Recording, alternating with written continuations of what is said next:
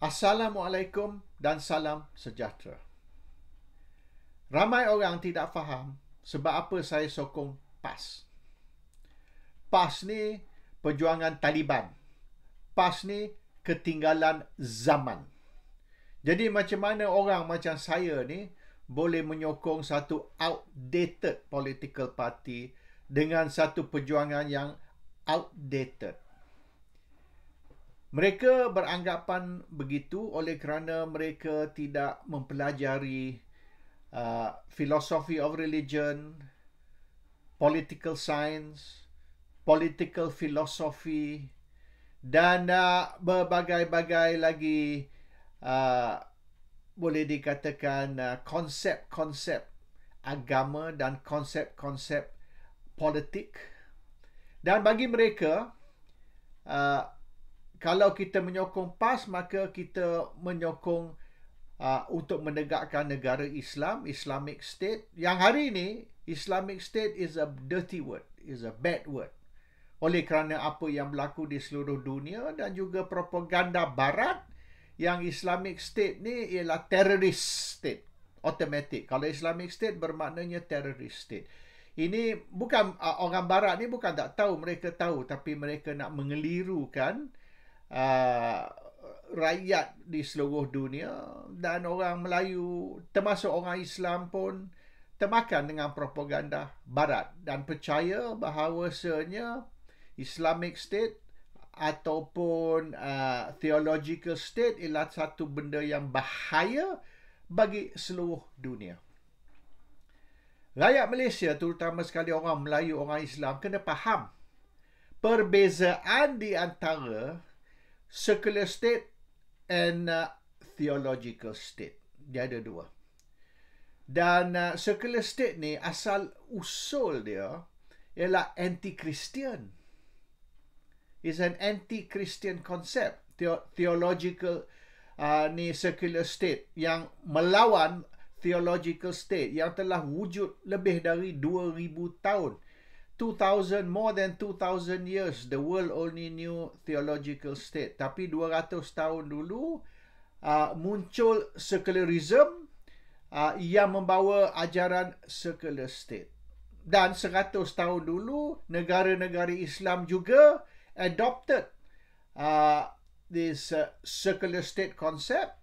Dan semasa itulah the Islamic State ataupun the Islamic Empire collapse 100 tahun dulu. So dia ada sejarah. There's a history.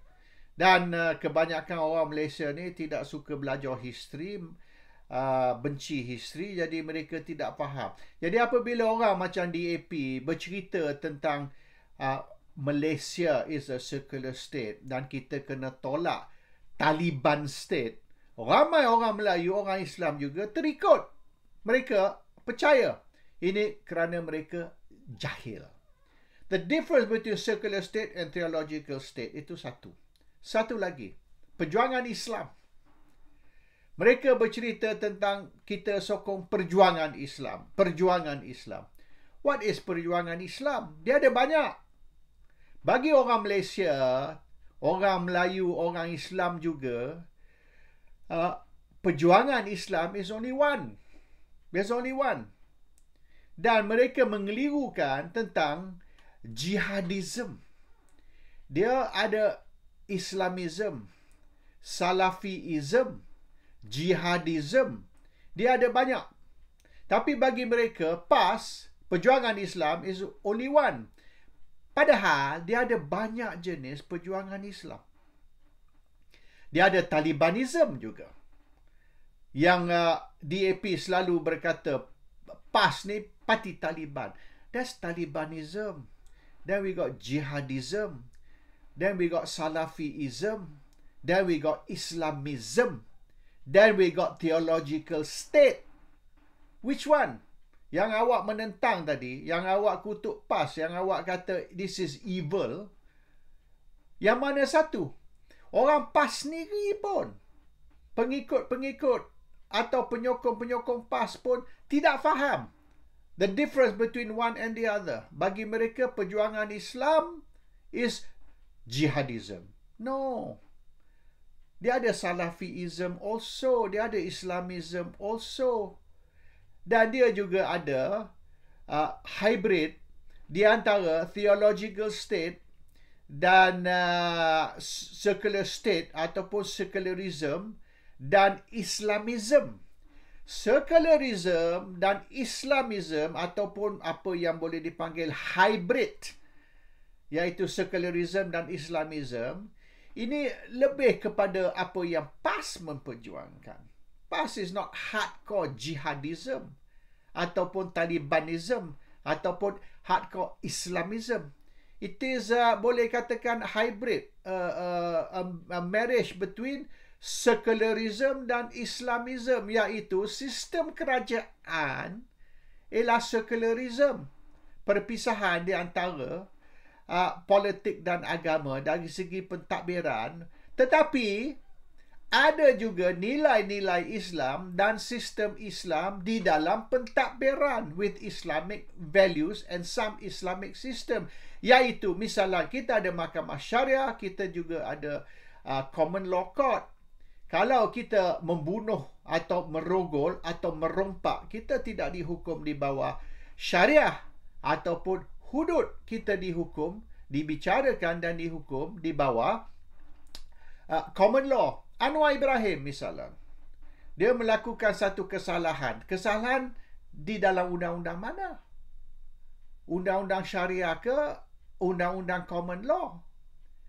Anwar Ibrahim dianggap melakukan kesalahan bukan di bawah syariah, tapi di bawah common law, dan telah dibicara dan dihukum di bawah common law, bukan di bawah syariah law. Walaupun kita boleh argue, kita boleh hujah mengatakan dan sodomi ataupun kelakuan semburit salah dari segi Islam. But he was not tried and sentenced under Islamic law. So it's a hybrid yang sebenarnya, not hardcore Talibanism ataupun hardcore secularism. Kalau secularism hardcore, bermaknanya Anwar tidak melakukan kesalahan, sebab misalnya di England ni, orang lelaki boleh kahwin orang lelaki dan legal, is recognized under the law. And kalau kita tak kahwin secara resmi sekalipun, tapi kita duduk bersatu selama 6 bulan sebagai laki bini ataupun sebagai husband and husband, the 6 months is recognized as boleh dianggap sebagai perkahwinan, iaitu civil partnership. So the secular law is very clear tentang apa yang haram, apa yang halal, dan juga theology is also very clear. Kalau nak kira di dalam agama Kristian pun LGBT haram, walaupun dia mengikut common law, tidak salah. So orang Malaysia ni, baik orang Melayu, orang bukan Melayu ke, orang Islam bukan Islam, they need to understand all these concepts sebelum bercakap, because they are talking a lot of nonsense. Dan cara dia orang bercakap ni, macamlah dia orang ni pakar, expert dari segi macam-macam, tapi sebenarnya they do not know anything. Okey, satu lagi isu, mandat rakyat. Mandat rakyat, orang UMNO, orang Pakatan, semua duduk menjerit tentang mandat rakyat ataupun mandat rakyat. Apa dia mandat rakyat? Mandat rakyat ni hanya dari segi apa? Dari segi mengundi. That's all. No.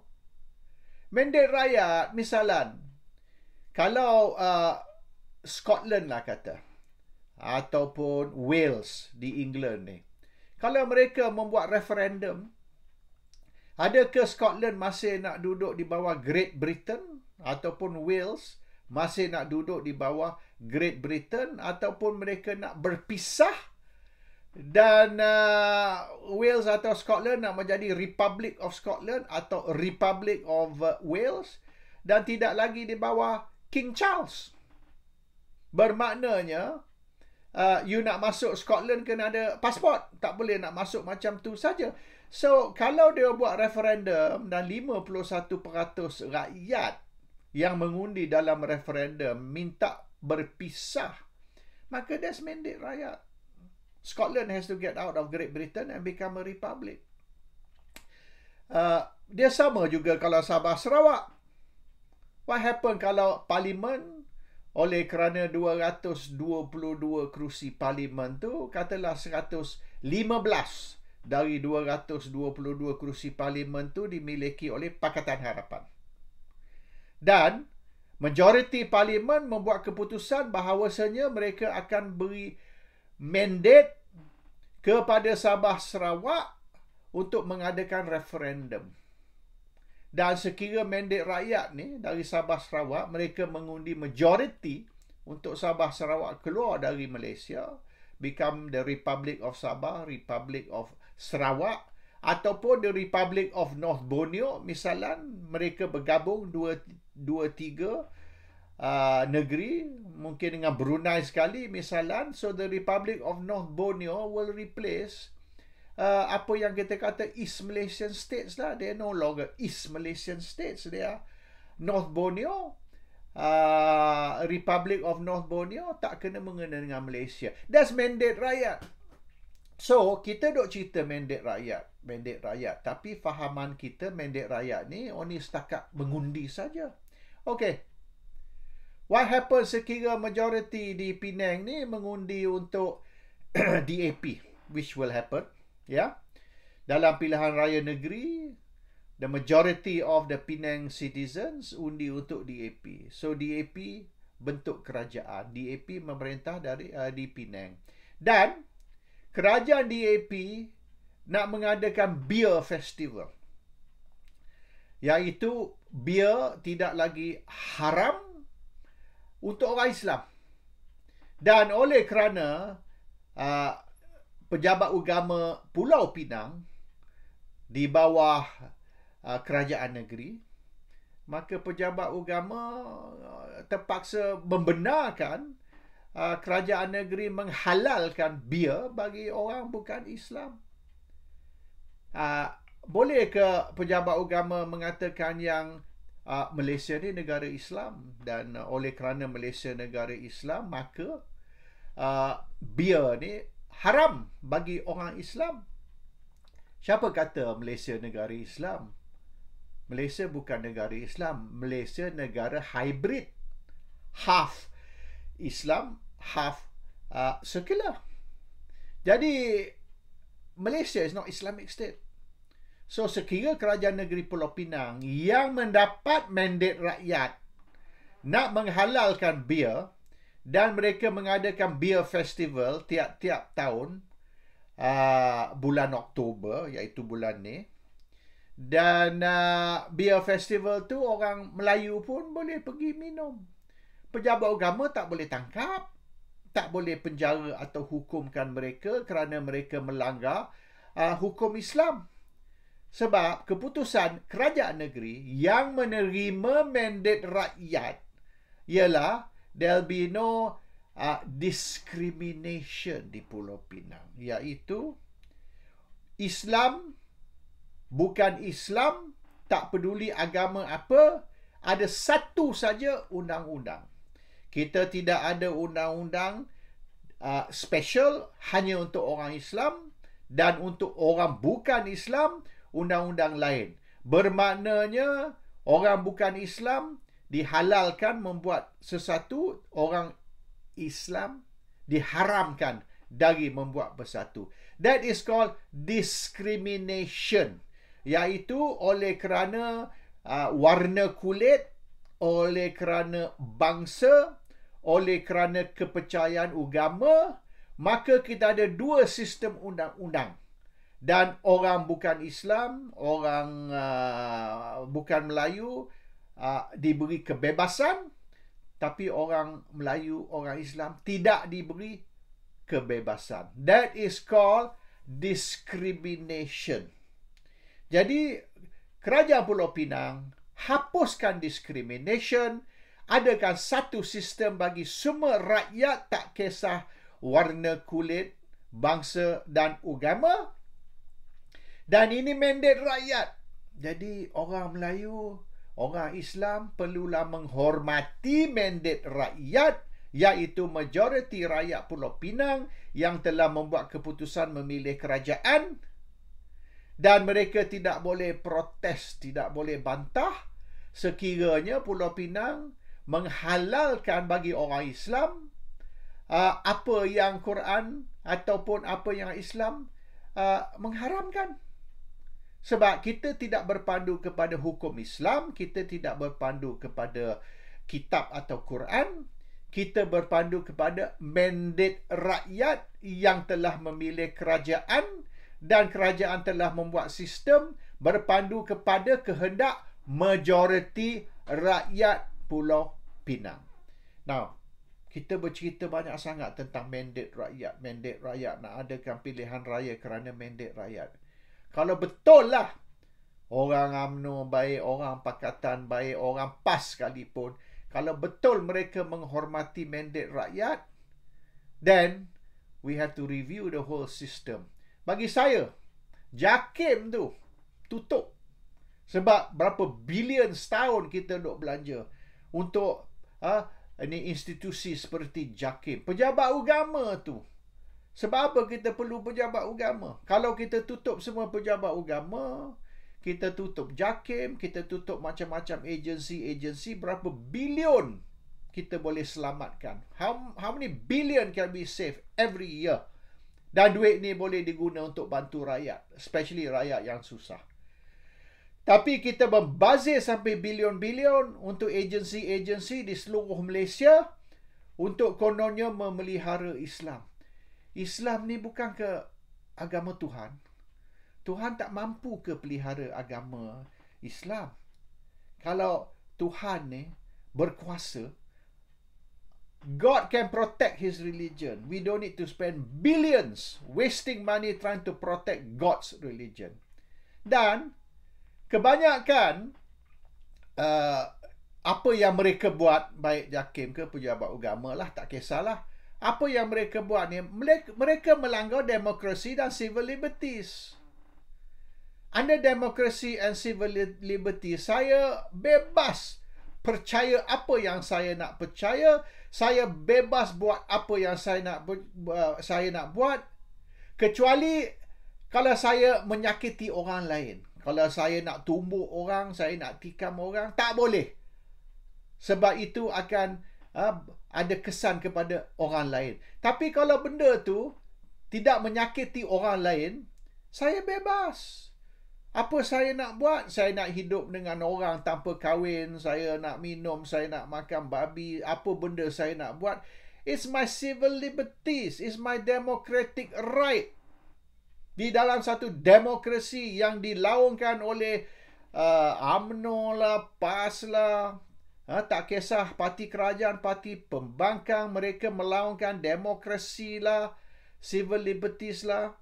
Kalau betul kita menghormati demokrasi, civil liberties, maka rakyat perlu diberi kebebasan sepenuhnya asalkan mereka tidak menyakiti orang lain. Jadi kita tidak perlu agensi-agensi macam pejabat agama dan banyak lagi yang membazir berbilion-bilion ringgit setiap tahun untuk nak melaksanakan sistem Islam.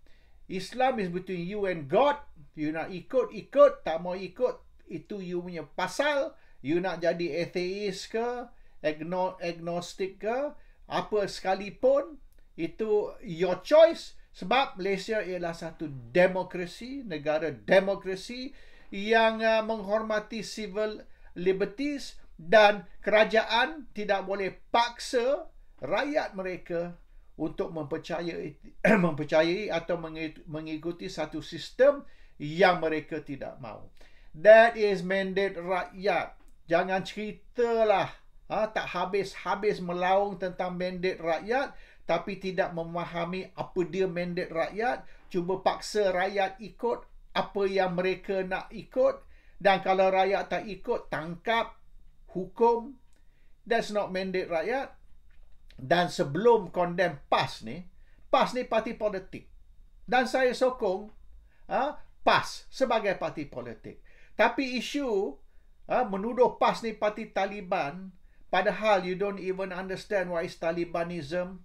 Islamism, jihadism, Salafiism, perbezaan di antara beberapa ism tadi itu, awak bercakap, awak hukum PAS, tapi awak jahil tentang yang sebenarnya political science, political philosophy, dan juga philosophy of religion. Belajar dulu dan barulah bercakap. Assalamualaikum. Salam sejahtera.